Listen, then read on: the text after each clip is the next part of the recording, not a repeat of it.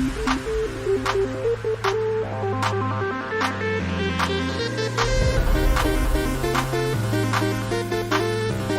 to episode 11 of the Battle Academy podcast. My name is Monica.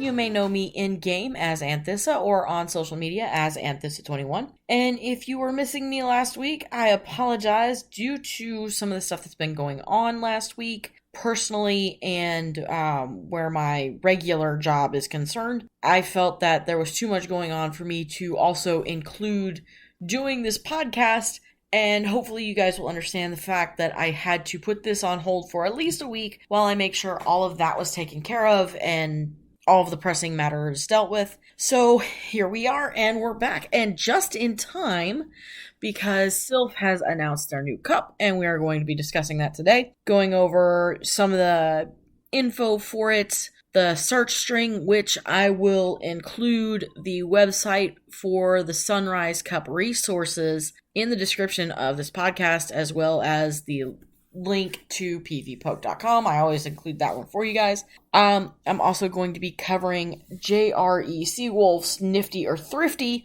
I call it Battle on a Budget for at least the cheaper stuff. And then, of course, the splurge spends once you get into the higher end stuff. Before all of that, this news has probably gotten around a little bit, but since this is Battle Academy, I do cover everything. I am going to kind of reiterate it. The Flying Cup and Go Battle Night have both been postponed. Those are Go Battle League events that were coming up. They were supposed to occur this past Tuesday, actually yesterday, as I'm recording this. And there is no word yet as to when those will be rescheduled. I'm going to keep an ear to the ground on that one and try to make sure I get it posted to Twitter and Instagram as soon as I find out. And of course, there's going to be a lot of other people running that information as well. If you don't follow me on Twitter or Instagram, you can check out GOStadium, Poke Professor Network. Their social media always keeps up with it, and a few other people as well. So if you're not following me, there are other resources where you'll get that information from. Alrighty, let's get into it. The first official cup of Season 3 has been announced. It is called the Sunrise Cup, and it is an interesting meta. Flying, grass, fire, ground, and normal. Now, the information that's coming off of this is that they have designed this cup for newbies coming in from Go Battle League. So this is going to be based on Pokemon that you could get as a Go Battle League reward. Basically, it's kind of a way of inviting new players in. There are some that are going to look at that and go, why? Well, with the launch of Go Battle League and PvP for Pokemon Go, more people have been coming into the game and trying everything out, especially with everybody still being on quarantine and lockdown, limited hours, work from home, what have you. They're finding they have a lot of extra time on their hands and they need to have something to do with it.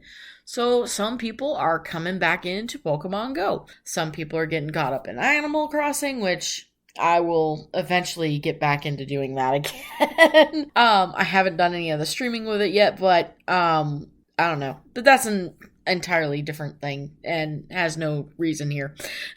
So forgive me my tangent.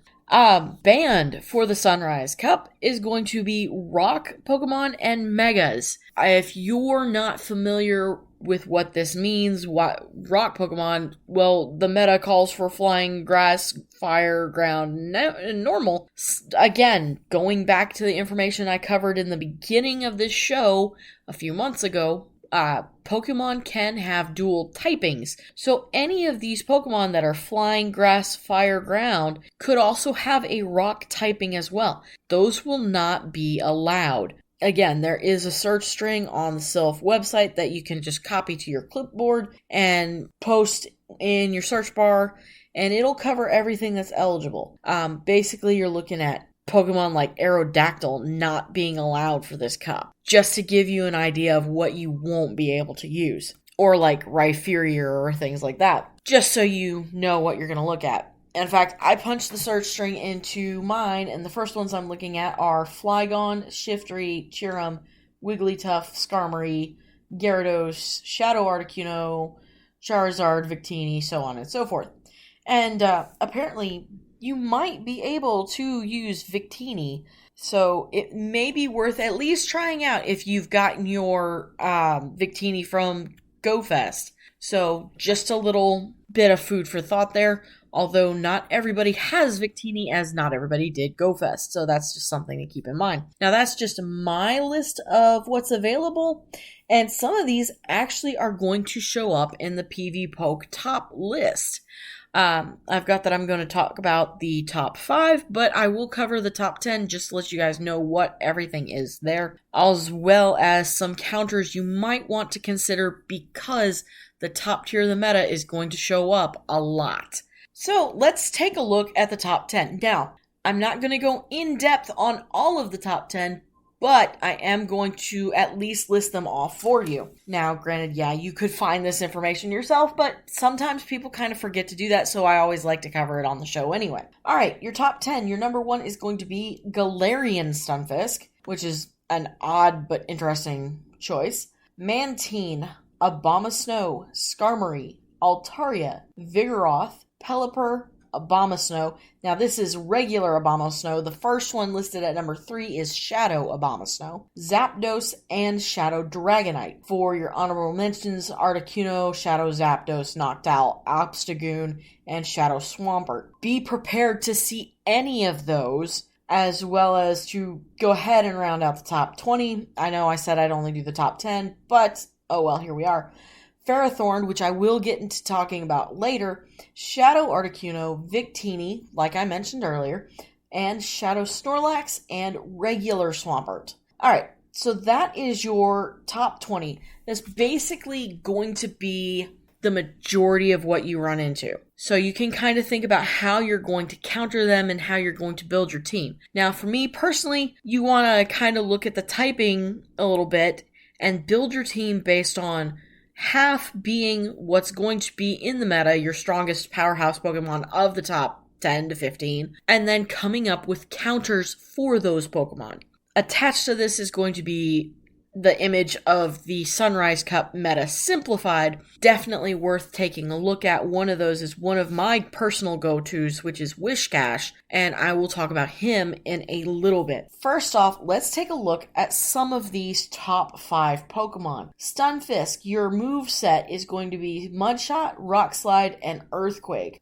And for most of these Pokemon, all the moves are available. There might be 1 or 2 Community Day moves that you may have to worry about if you have an Elite TM, but otherwise, most of the movesets, I believe, are available. Your key wins are going to be against Skarmory, Abomasnow, Altaria, Shadow Dragonite, and Zapdos, and these are all the ones that are showing up in the top 20, just so you know. Key losses are going to be against Mantine, Vigoroth, Swampert, Whiscash, and Ferrothorn. Now, Swampert, Whiscash, and Ferrothorn, I will discuss those in a little bit. They don't show up in the top 5, but they're definitely worth considering for countering the Pokemon in the top 5. Your move sets, fast moves available are Mudshot and Metal Claw. More people are using Mudshot. I believe it is because of how fast you can fire off. It does do a good amount of damage depending on the Pokemon you're dealing with as your opponent. And it will build up pretty quickly as well too. Your charged moves are going to be Rock Slide, Muddy Water, Earthquake, and Flash Cannon. Now, it says in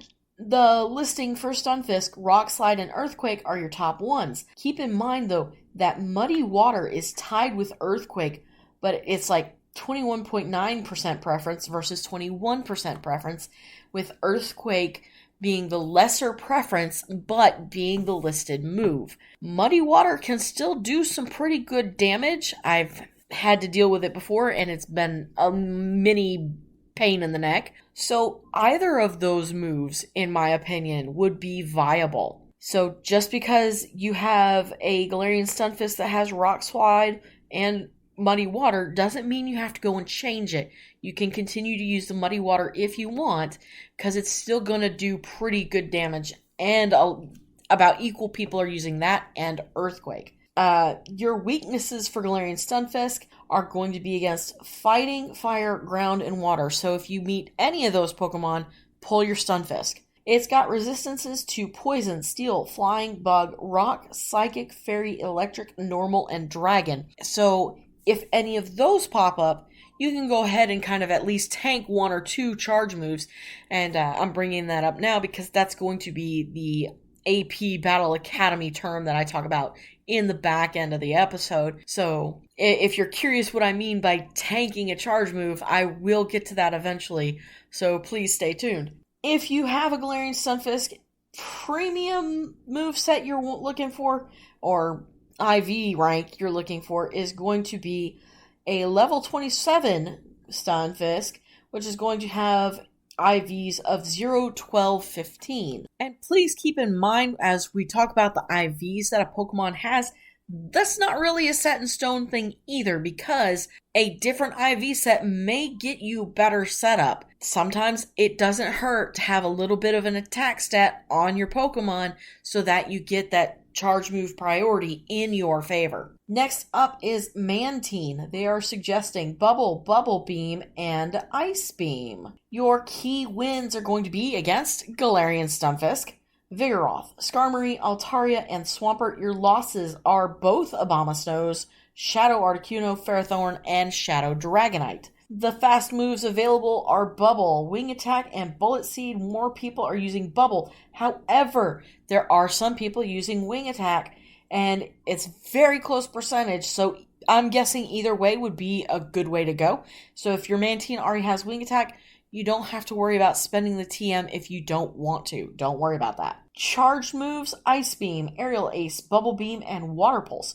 Again, this is another situation where PvPoke is calling for the 3rd ranked charge move, despite the fact that more people are using a different charge move. Most people, by preference, Ice Beam and Aerial Ace. Aerial Ace is a good charge move, and it is effective against some other Pokemon. I believe it does have a good effect against grass. So it might be worthwhile to consider Aerial Ace as well. So if you've got a good Mantine, you're getting a second charge move on it. If it pops up Aerial Ace, it might be worth keeping. So it's just personal preference on that one. And your IV spread, weakness and resistance. Weaknesses against electric and rock, which is pretty good because that's a really low set of weaknesses for this cup. Your resistances, ground, fire, water, fighting, steel, and bug. So its only weakness in this cup is going to be anything that is double typed as electric. Say Galvantula is available. No, Galvantula is not going to be available for this cup because it's bug. Pardon me. But say you have something that is flying in electric or grass in electric, like flying electric, I guess, would be Emolga. That, I think, would be the only thing you'd have to worry about, which is not too bad. So one weakness in this cup is pretty good. Resistances, ground, fire, water, fighting, steel, and bug. You don't have to worry about bug showing up unless it's a grass bug Pokemon. But either way, Mantine is a sturdy Pokemon. It's going to be able to take a hit. Your IVs and rank level are level 27.5, IVs of 0, 15, 14.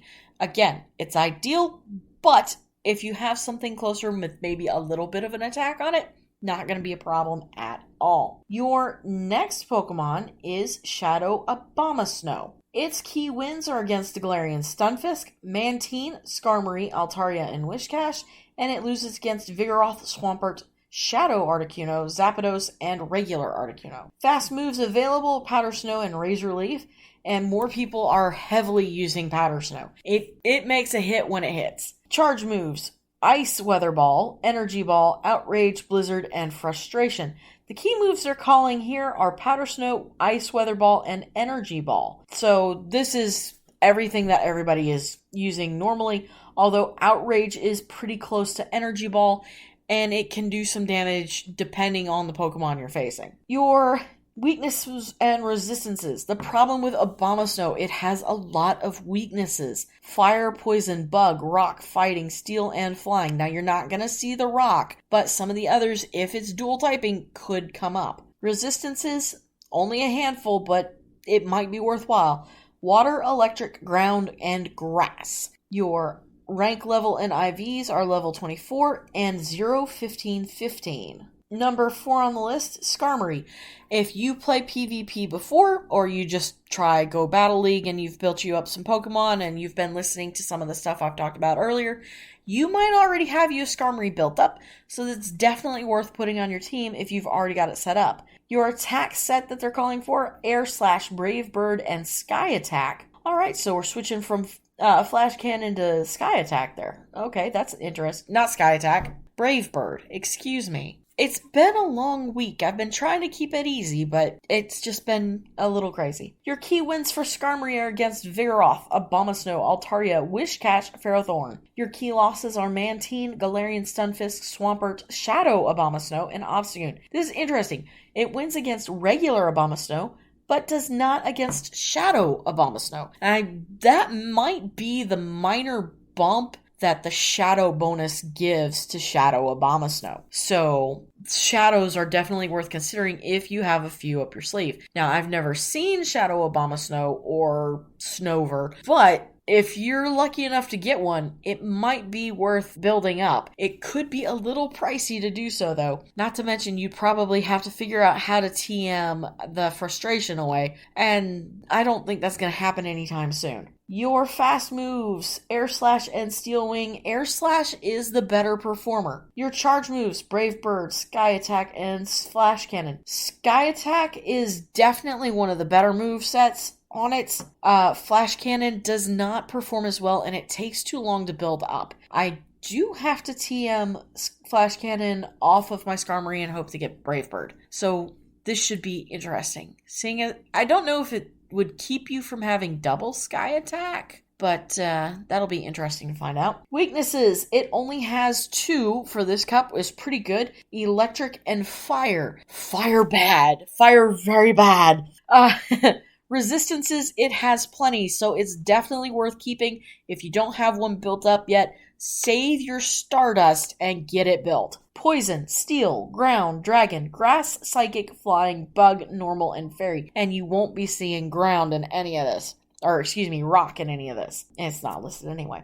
That's what I get. And your IV and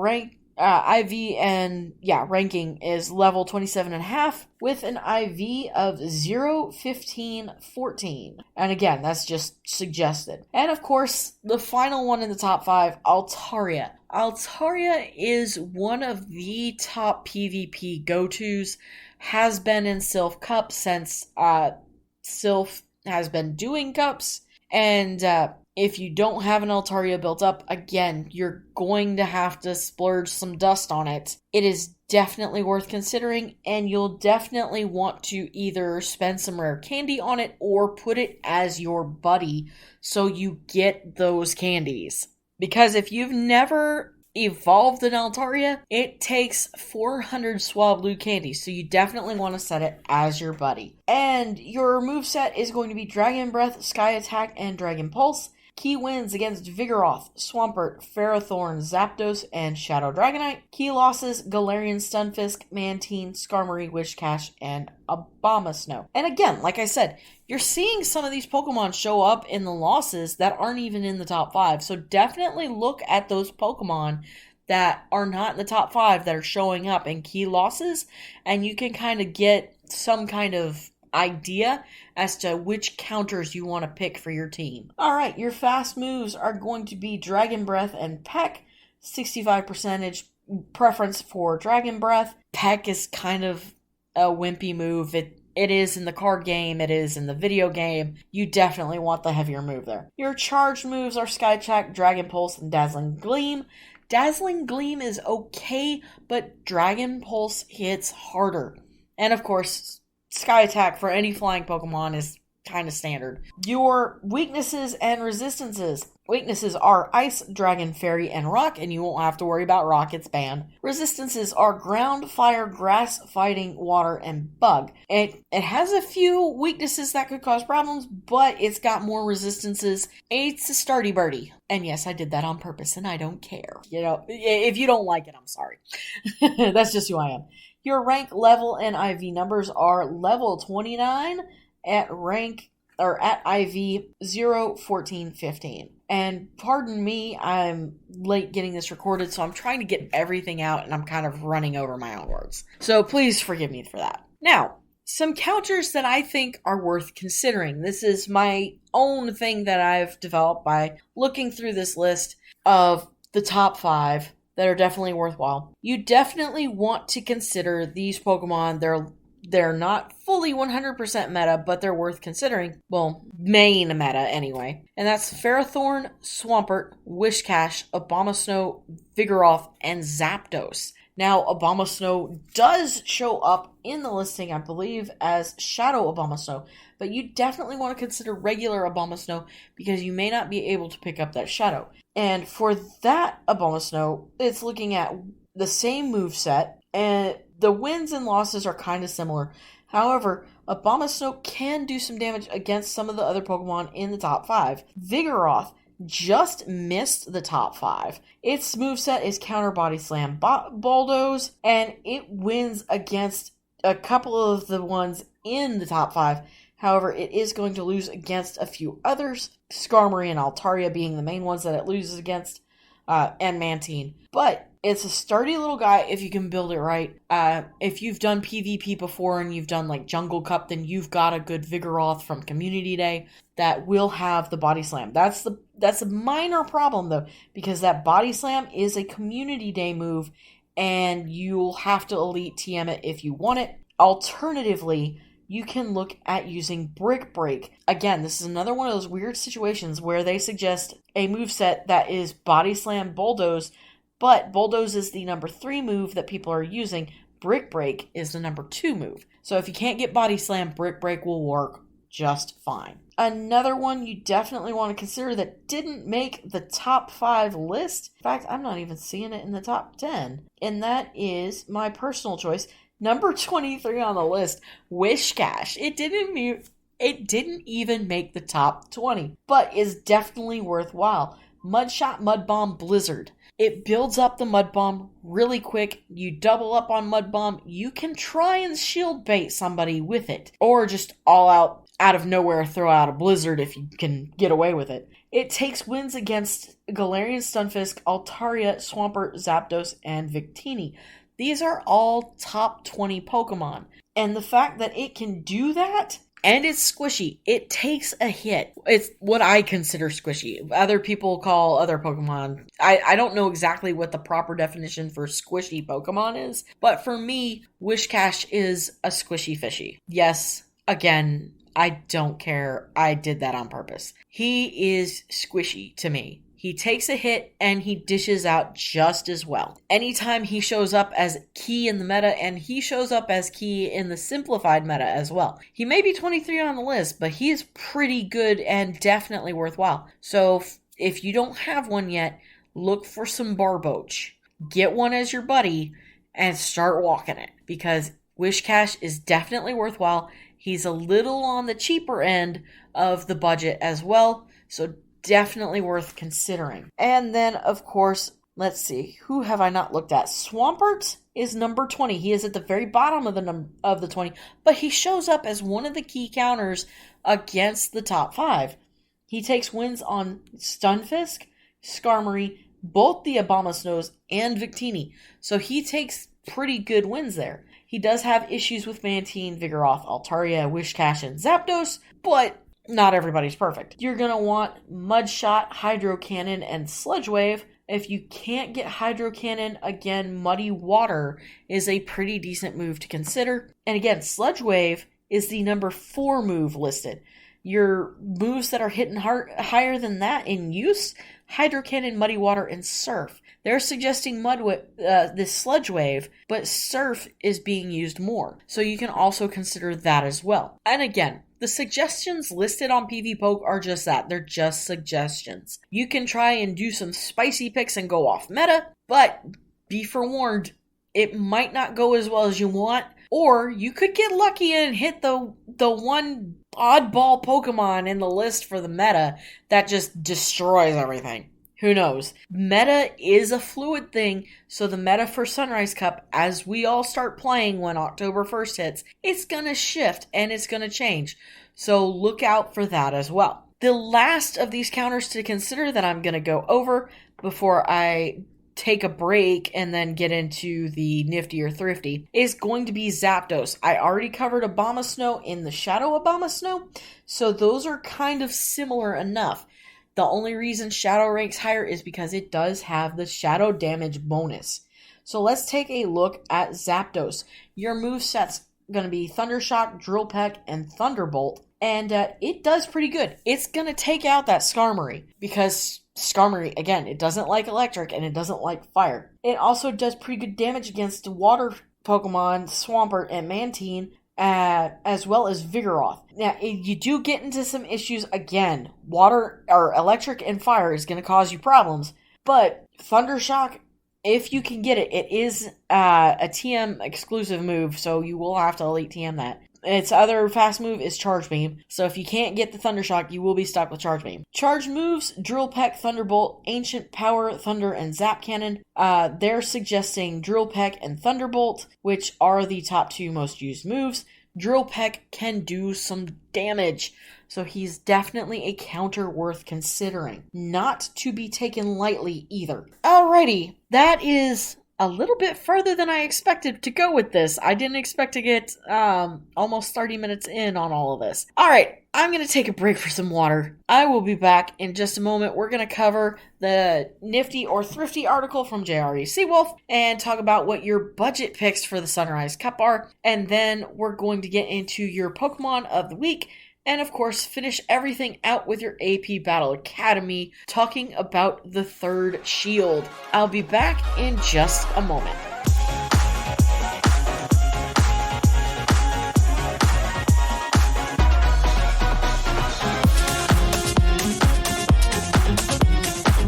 Alrighty, let's get back into it. First off, we are going to start with the regular shameless self-promotion. I hate doing promo, but it's what gets the show out, I guess. If you're interested in contacting me with any information, any questions, comments, whatever, you can hit me up at my email address, anerdblog@gmail.com. Check me out on Twitter for regular updates. My AR posts will always be on my Instagram. That's at anthissa.21. And of course, my Twitter handle is anthissa21. I will post whenever a new show is put up.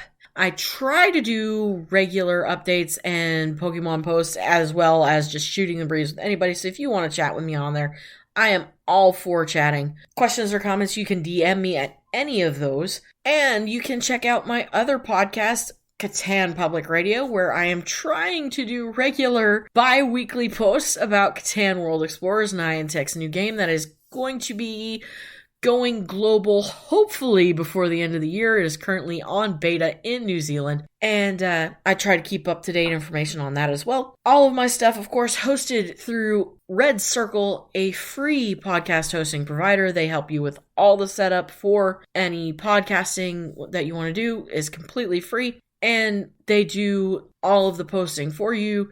You just download, type in your information, and hit the submit button. It's been great so far. It's been a godsend, really. And of course, you can also check out that merch plug, my Teespring shop at teespring.com/shops/Pegasus podcast, or you can just go on the shop on the Teespring site, search Pegasus Podcast and Gaming, and you will get access to my merch store. If you're interested, t-shirts, masks, mugs, you name it. You'll get merch for Pegasus Podcast and Gaming, as well as Battle Academy and Catan Public Radio. Again, I will hopefully have a Patreon set up by the next episode. I have been saying this for at least a month now. Hopefully I will get that eventually set up if you're interested in supporting me that way. I also thought about the possibility of doing a Ko-fi link, just out of curiosity, and see if anybody's interested in that. If I do set up a Ko-fi link, I'd be willing to do wallpapers for phones and computers and tablets for like $2 to $3 donation. I have no problem with that. Again, if you're interested in Pokemon Go AR, I try to keep a regular update going on my page on Instagram at anthissa.21. All right, now that the ugly part of the show is over, I swear I try to do what I can, but it's one of those things that's the necessary evil. I don't like doing promo because I feel like I'm pushing it on you guys. But again, if you're this far into the show, thank you so much for listening. I appreciate it. As always, I appreciate all listeners, all support, any comments, questions, constructive feedback. I love constructive feedback. Greatly, greatly appreciated. And again, thank you so much for taking the time to listen to this show. I think this is going to be the longest show I've ever done. All right, Nifty or Thrifty article. We're going to talk battle on a budget. What are your budget options for the Sunrise Cup? Right off the top, your budget picks by JRE Seawolf are going to be your 10,000 Dust 25 candy Pokemon. There are some Legacy and Community Day moves in here, so you definitely want to consider the possibility if you've already got C-Day Pokemon, definitely dig through those. Venusaur with Vine Whip, Frenzy Plant, and Sludge Bomb. Venusaur is always a good choice if you have grass options available. Meganium is a usual choice. However, due to the way the meta is set up, it is a little bit weak to what the meta is. So keep your Meganium probably on standby. I wouldn't even set him on the bench for this one. Charizard, anytime fire's up, Charizard's definitely a viable choice. Wing Attack or Fire Spin, Dragon Claw, and Blast Burn or Overheat. Now, the reason why there's some ores in there is because there are some Legacy / Community Day moves in there. So definitely take a look at your Charizards and see what's worthwhile there. Typhlosion, another starter. Starters usually end up and top budget picks for your Silph Cups, whatever goes down. Typhlosion, Shadow Claw, and Blast Burn or Solar Beam and Overheat. Blaziken, another Community Day starter. Counter, Blaze Kick and Blast Burn or Brave Bird or Stone Edge. Blaziken does get access to Brave Bird. I'm not exactly sure how that works. I guess because it's chicken. I'm not entirely sure, but definitely worth considering. Altaria is in your budget picks because if you've got a Swablu and you've got enough candy, it can get a second move pretty cheap. It's where you're going to get the 10,000 dust save on that. So look at your Swablus. It is one of the top 5 on PV Poke, so definitely dig through for those. If you're playing any Silph Cups for the Sunrise meta, for the Sunrise Cup, you are definitely going to run into Altaria. So you're going to want to get one, and you're going to want to get a counter for one. Mantine, also on the budget list, because Mantike does get the second move baby discount. Bubble or Wing Attack or Bullet Seed, Bubble Beam, and Ice Beam or Aerial Ace. So you're definitely going to want the Bubble Beam, whatever goes down. And again, I will list the resource link for this Nifty or Thrifty article so that you can take a look at everything they say about them. I'm just trying to do this quickly because I want you guys to know this information. If you want to do more in-depth research, check the podcast description. I will link it there. Swampert, again, another Community Day starter. They always tend to show up here. Mudshot or Water Gun, and Hydro Cannon or Sludge Wave, Earthquake. And again, PV Poke said run Sludge Wave, although Earthquake runs just as well. Again, Wish Cash is your budget buddy. Mudshot, Water Gun, Mud Bomb, and Blizzard. I prefer Mudshot to Water Gun. It fires off a little bit faster, I believe. It's a great counter to things. It's not in the top 20, but he's definitely worth considering. He does do damage. He does take damage. Gyarados. This is one we haven't talked about. Waterfall, Dragon Breath, and Aqua Tail or Crunch and Outrage. Definitely worth considering. Lanoon, Galarian Lanoon, and Obstagoon. Relatively new, the Galarian forms. Definitely worth considering. I like Obstagoon, and I like playing with him. I'm not going to go too much into detail on those, but Shadow Claw and Snarl and Counter are your fast moves. And of course, regular Lanoon has access to Grass Knot, which is always worthwhile, especially if you're encountering a water, as well as Thunder. So that's going to be an interesting combo on a normal Pokemon. The other ones you're looking at Gunk Shot for sure on both of those at least. Alolan Raticate. This one kind of comes out of the blue, but do not ever underestimate Alolan Raticate. it can be a pain in the butt to deal with if you're not prepared for it. Quick Attack, Crunch and Hyper Fang, or Hyper Beam. It's a sturdy Pokemon, and it can do some damage. Noctowl, Wing Attack, Sky Attack, and Psychic. Pidgeot. Now, the listing here includes Gust, but with the Flying Cup and Pokemon Go Battle Night being postponed, we don't have access to Gust.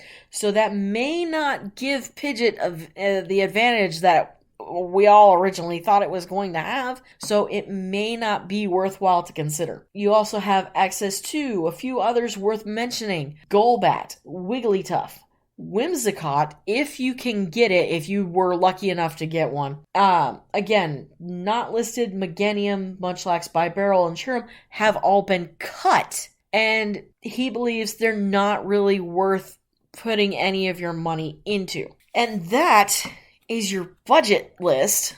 The ones you're going to want to splurge on, a little heavier to look at. There are a list for Razor Leafers in 50,000 Dust, 50 Candy, as well as Alolan Marowak, regular Ninetales, and Arcanine. Definitely worth considering. Togekiss, that's going to be a little bit harder. Pelipper, I've not seen very many Wingles around. Honchkrow, you could probably get one of those built up pretty quickly. Jumpluff. Jumpluff is one of those oddballs that you didn't really think would actually be worth considering. Bullet Seed, Aerial Ace, and Energy Ball. If you're interested in the Jumpluff, definitely check out this article. Shiftry, which has been a major player before. Again, Abomasnow, Ludicolo, which has been a player before in an earlier cup. Quagsire. Quagsire is a nightmare. I've been trying to find a good one. He's Rex Go Battle League sometimes. It's interesting. Zangoose, Bouffalant, if you're lucky enough to have gotten one. And then, of course, your high-end splurges. The ones that will cause you incredible debt. Skarmory, Galarian Stunfisk. He's not cheap. Regular Stunfisk, Gligar, Gliscor, Flygon, Tropius, if you're lucky enough to have him, he is region locked. Ferrothorn, Drifblim, which I already have a Drifblim built up, so I may look at him. Dragonite, Vigoroth, again, not cheap. Snorlax, and then of course, there are only a few in the high-end Dust and Candy cost, and they are the legendaries. Articuno, Zapdos, Moltres, Lugia, and Victini. So that's just the options that you have to look up. He does have a section for feeling lucky, one that might be worth a chance. It might turn out well. This could be the spicy meta pick that goes from being anti-meta to being meta, and that is Emolga if you have a good one. And that is a quick rundown of the Nifty or Thrifty. I personally prefer to try not to delve into spending too much dust. And again, the link to this article will be listed in the podcast description. Alrighty. That was a lot of info to cover. This has been a packed episode. I'm intrigued. Alright, your Pokemon of the week, based on PV Poke, is quite expensive dust and candy-wise, and that is Galarian Stunfisk. He is the number one Pokemon in the meta, and again, we talked about him earlier. Mudshot, Rockslide, Earthquake, Key Winds, Skarmory, Abomasnow, Altaria, Dragonite, Shadow Form, Zapdos. Your losses are going to be Bantine, Vigoroth, Swampert, Wishcash, Ferrothorn. Again, all stuff that I've gone over earlier. Stunfisk kind of works like a more expensive Wishcash to me. So if you want Stunfisk on a budget, definitely look at Wishcash. They are both very squishy, what I consider to be squishy, meaning they can take a hit and they can give a hit. So he's definitely worth considering. If you feel like you can't afford Galarian Stunfisk, then definitely consider Wishcash. It will definitely be cheaper, and he will definitely perform somewhat the same. Now, he's not going to have access to some of the attack moves that the Stunfisk will have, but he is still worth considering. So, Galarian Stunfisk is your Pokemon for the week off of pvpoke.com. Alright, last and certainly not least, our Battle Academy, our AP Battle Academy, glossary term of the day is catching a charge move, also known as the third shield. You may have heard the term third shield used before and have been scratching your head over it, so I definitely feel like this is worth bringing into the conversation, especially going into the new season of Silph Arean. And if you're a beginner, this is definitely something you want to consider. It's a little difficult to do because you have to trust your timing and your gut instinct on it. You may not always nail it perfectly, so it's definitely worthwhile to find a sparring partner and practice this one out. The StadiumGaming.gg glossary definition for this is switching a Pokemon in anticipation of a charge move from your opponent. The third shield is a specific example of this situation where switching in a low HP Pokemon is perfectly timed such that it feints to the charge move to preserve the other Pokemon. This is basically something that you can use in like the very end of a match, and I have actually managed to pull this off once. It is a difficult move to master, and basically the kind of situation that you're in, you have the counter against your opponent, you have the counter advantage, meaning you're doing more damage to them.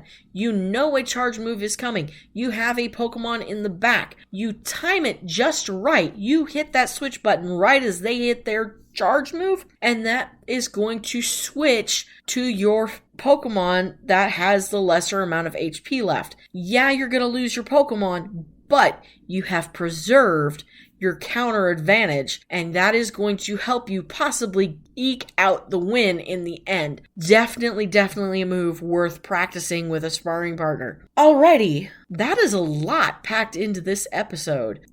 I find it interesting. I'm wondering if every Silph Cup that I try to do breakdowns on are going to be like this, because this could be really interesting. Alrighty.